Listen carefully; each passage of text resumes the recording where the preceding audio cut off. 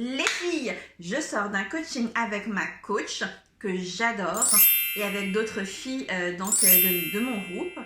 Et j'en ressors avec une énergie positive que j'ai envie de vous transmettre aujourd'hui.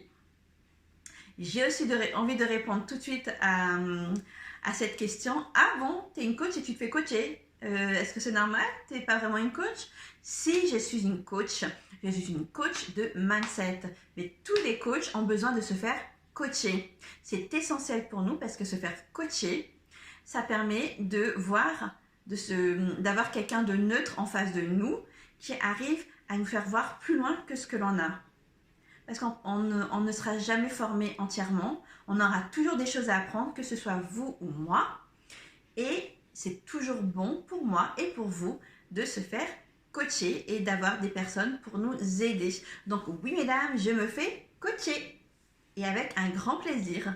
Et je paie une somme conséquente pour cela. Et je le fais avec plaisir. Ça me permet moi d'être à jour, ça me permet moi d'avancer, ça me permet donc aussi de vous coacher et quand vous allez réussir à vous développer, de pouvoir continuer à vous tirer vers le haut puisque moi j'aurai toujours un temps d'avance par rapport à vous. Alors, durant ce coaching, on a évoqué beaucoup de choses concernant nos croyances limitantes, nos blocages et la difficulté que c'est justement de changer. Et j'avais justement envie de parler de ça avec vous. Donc je vous invite à rester avec moi si vous voulez connaître les exercices que vous pouvez mettre en place pour vous offrir le plus beau des cadeaux pour votre futur vous. Restez là.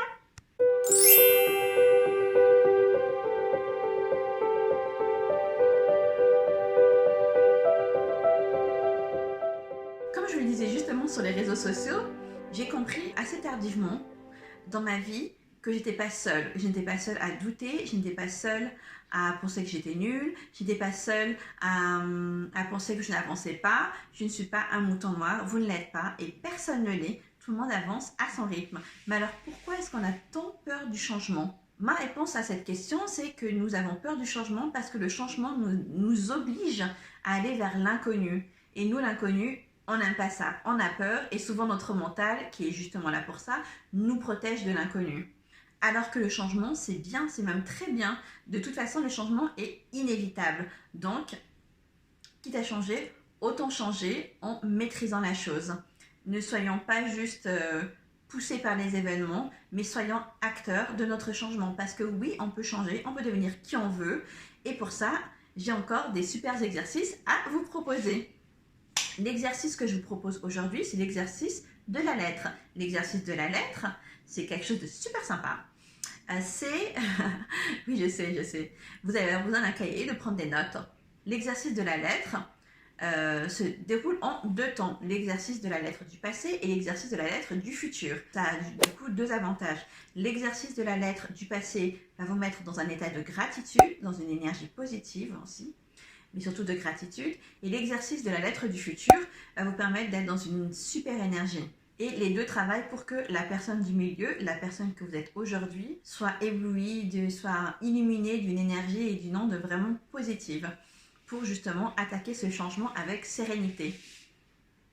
Oui, vous allez faire face à l'inconnu et oui, vous allez y survivre. J'y ai survécu, vous avez déjà survécu et vous allez continuer à survivre. Voilà. Bon, alors, l'exercice de la lettre du passé pour commencer. La lettre du passé, alors, je vais vous expliquer le principe. Dans la lettre du passé, vous allez écrire à la personne que vous étiez dans le passé et vous allez la remercier pour tout ce qu'elle a fait. C'est que ce soit ses échecs entre guillemets, que ce soit ses échecs ou ses réussites, vous allez la remercier parce que grâce à tout ce qu'elle a enduré, eh bien, vous êtes la personne merveilleuse que vous êtes aujourd'hui. Et oui, j'ai bien dit merveilleuse. Vous êtes merveilleuse. Et vous savez, vous êtes adorable, vous êtes aimée. Donc, vous allez écrire cette lettre à la personne du passé que vous étiez. Vous allez la remercier d'avoir survécu et de vous avoir mené jusque-là. Tout ça va vous mettre dans une énergie de gratitude. Si vous pensez à un échec, rendez-vous compte. Un échec, c'est quand on abandonne. C'est quand c'est fini. Mais quand on n'abandonne pas, quand c'est pas fini, il n'y a pas d'échec, c'est juste des erreurs. On a fait des erreurs, c'est pas grave, on recalibre, hop, et on revise. Et plus on recalibre et plus on revise, et plus on atteint son objectif. Tomber, c'est pas grave, se relever, c'est l'essentiel. Remerciez la personne que vous étiez avant. Ensuite, vous allez faire l'exercice de la lettre du futur. La lettre du futur, vous allez vous imaginer la personne que vous êtes dans le futur. Quelles sont vos émotions? Quelles sont vos actions? Où est-ce que vous habitez? Qui est-ce qui vous entoure?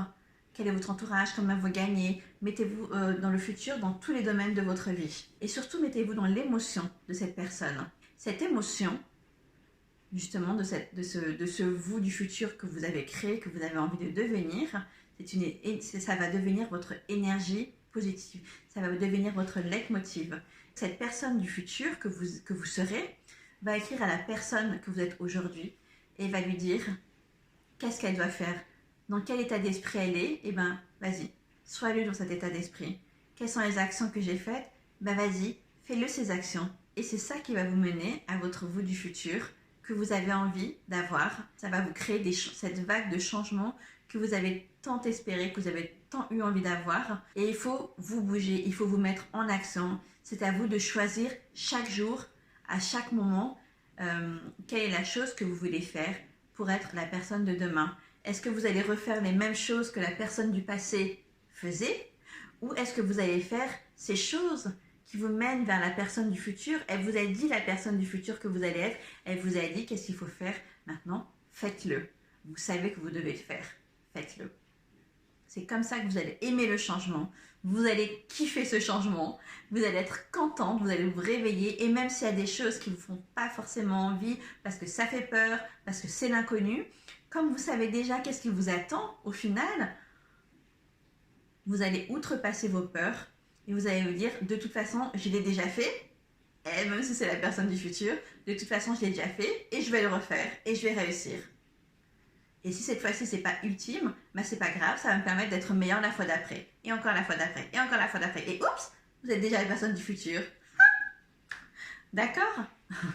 C'est un exercice très puissant et je vous conseille de le faire vraiment régulièrement parce que on a vite tendance à oublier les effets positifs, on retient plus souvent les échecs, les erreurs qu'on a faites, mais justement cet exercice vous permet de vous mettre dans l'énergie positive de la gratitude et dans le positif, parce que vous allez vous concentrer sur le positif. Concentrez-vous sur le positif. Positif. Moi, j'avais une de mes coachs auparavant m'avait dit de faire de la méditation pendant laquelle je mettais mon corps dans un état absolument neutre, relâché et donc ouvert aux énergies. Et ensuite, je m'imaginais dans ce futur. C'est une autre manière de faire que la méditation. Et je pense que effectivement, je pourrais éventuellement vous faire une petite méditation, vous montrer un exemple de ce qu'est la méditation. Mais par contre, ce sera par audio parce que je trouve ça tellement plus puissant. Parce qu'on a les yeux fermés, on écoute juste ce qu'il y a autour de nous, on écoute nos bruits intérieurs, le bruit de notre tête. Et je trouve ça vraiment fort comme exercice aussi. Mais pour l'instant, concentrez-vous sur cet exercice de la lettre, de ces 2 lettres, et vous verrez déjà du changement. Énormément de changement. Un feu d'artifice. Oui, je sais, les gens ont souvent tendance à penser que j'exagère, mais par contre, ceux qui mettent les choses en action comprennent par la suite que non, je n'exagérais pas. Donc, vraiment, faites-le. Et encore une fois, si vous avez des doutes sur la manière de faire, si vous n'avez pas compris quelque chose, n'hésitez pas à revenir sur mes réseaux sociaux, sur Une Pépite en Moi, donc pas d'accent et tout attaché sur Instagram, ou en bas de cette vidéo, tout simplement en commentaire, pour me poser des questions. Parce que quand vous échangez vos doutes avec les personnes de la communauté, les personnes se sentent moins seules. Et elles vont vous répondre, ah ben moi aussi je suis dans cette situation-là. Et vous serez, ah, en fait je ne suis pas toute seule. Et quand vous échangez aussi vos succès, votre réussite, et les personnes, ça les encourage aussi. Ça les met vraiment dans une bonne énergie de se dire, ah bah ouais, au début elle n'arrivait pas, elle avait des doutes et maintenant elle a réussi à faire ça. C'est excellent.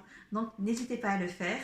Et puis n'hésitez pas à venir en commentaire ou sur Instagram me faire des petits retours concernant cet exercice. Je serais super contente de vous aider et de partager avec vous d'autres pépites. Je vous dis à la semaine prochaine. La vidéo est terminée. N'oubliez pas de liker, de vous abonner si ce n'est pas encore fait, et puis de partager avec d'autres copines, vos soeurs, votre mère, votre grand-mère, parce qu'il n'y a pas d'âge pour changer. Je vous dis à très bientôt. N'oubliez pas, prenez soin de vous. Vous êtes unique. Bye!